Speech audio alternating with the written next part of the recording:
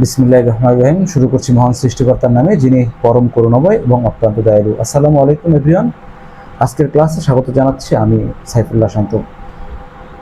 আজকে আলোচনা করব ফৌজদারি কার্যবিধি আইন অর্থাৎ সিআরপিসি আইনের 42, 43, 44, 45 ধারা নিয়ে। তো প্রথমেই আমরা আলোচনা করব ফৌজদারি কার্যবিধি আইন অর্থাৎ সিআরপিসি আইনের 42 ধারা নিয়ে।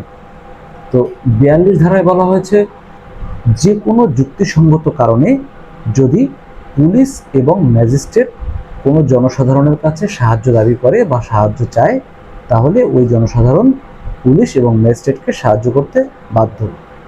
42 ধারায় 42-এর 1 বলছে যে আসামি পলায়ন এবং আসামিকে গ্রেপ্তারের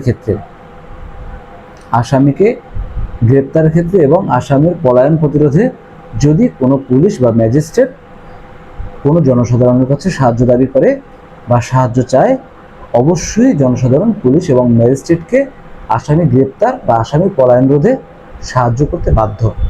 ফৌজদারি কার্যবিধি আইন অর্থাৎ সিআরপিসি আইনের 42-এর 2 বলছে যে আইন শৃঙ্খলা রক্ষার্থে এবং সরকারি সম্পত্তি, জনগণের জানমাল রক্ষার্থে যদি কোনো পুলিশ বা ম্যাজিস্ট্রেট জনসাধারণের কাছে সাহায্য দাবি করে, তাহলে অবশ্যই ওই জনসাধারণ পুলিশ বা ম্যাজিস্ট্রেটকে সাহায্য করতে বাধ্য।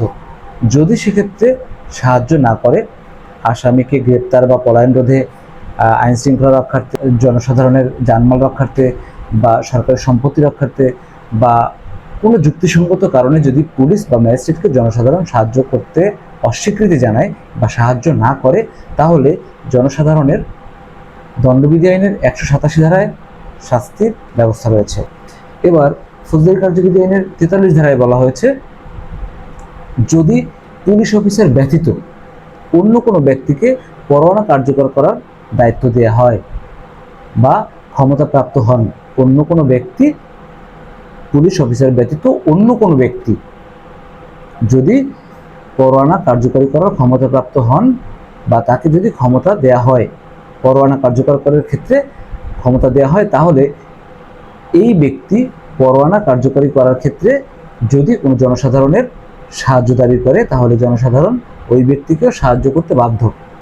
ফৌজদারি কার্যবিধি আইনের 44 ধারায় বলা হয়েছে, জনসাধারণ কতিপয় সম্পর্কের সংবাদ পুলিশ বা ম্যাজিস্ট্রেটকে দিবেন। অর্থাৎ কোনো জনসাধারণের সামনে যদি আমলযোগ্য অর্থাৎ ধর্তব্য অপরাধ, যে অপরাধের কারণে পুলিশ অফিসার বিনা পরোয়ানায় গ্রেপ্তার করতে পারেন একজন ব্যক্তিকে, এমন কোনো অপরাধ যে অপরাধের জন্য পুলিশ অফিসার ওই ব্যক্তিকে বিনা পরোয়ানায় গ্রেপ্তার করতে পারেন, এটাই হচ্ছে আমলযোগ্য অপরাধ বা ধর্তব্য অপরাধ। আমরা এর আগের ভিডিওতে আলোচনা করেছিলাম। তো এই আমলযোগ্য বা ধর্তব্য অপরাধ এমন কোনো অপরাধ যদি কোনো সাধারণ মানুষ বা জনসাধারণের সামনে ঘটতে দেখা যায়, তাহলে অবশ্যই ওই জনসাধারণ এই ঘটনার সংবাদ পুলিশ বা ম্যাজিস্ট্রেটকে দিবেন।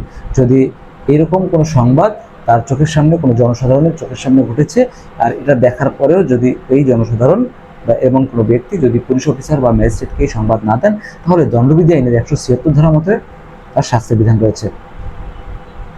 এরপরে আমরা আলোচনা করব ফৌজদারি কার্যবিধি আইনের 45 ধারা। ফৌজদারি কার্যবিধি আইনের 45 ধারা অর্থাৎ সিআরপিসি আইনের 45 ধারায় বলা হয়েছে যে গ্রাম প্রধান, হিসাব নফিস, জমির মালিক এরকম লোকদের সামনেও যদি কোনো আমলযোগ্য অপরাধ বা ধর্তব্য অপরাধ দেখতে পান বা তাদের সামনে যদি এমন কোনো অপরাধ ঘটে যেটা আমলযোগ্য অপরাধ, যার জন্য পুলিশ বিনা পরোয়ানায় গ্রেপ্তার করতে পারেন, এমন অপরাধ যেটা ধর্তব্য অপরাধ, এরকম কোনো অপরাধ যদি তাদের চোখের সামনে ঘটে তাহলে বা তাদের সামনে দেখতে পান, তাহলে এমন অপরাধের সংবাদ পুলিশ বা ম্যাজিস্ট্রেটকে এই গ্রাম প্রধান, হিসাব নফিস বা জমির মালিক তারাও দিতে বাধ্য বা দিবেন। তো আজকের আলোচনায় আমরা বললাম যে ফৌজদারি কার্যবিধি আইন অর্থাৎ সিআরপিসি আইনের 42, 43, 44 এবং 45 ধারা। আজকের মতো এখানেই বিদায় নিচ্ছি। দেখা হবে পরবর্তী ভিডিওতে। সে পর্যন্ত ভালো থাকবেন, সুস্থ থাকবেন সেই প্রত্যাশায় আজকের মতো এখানেই। আসসালামু আলাইকুম।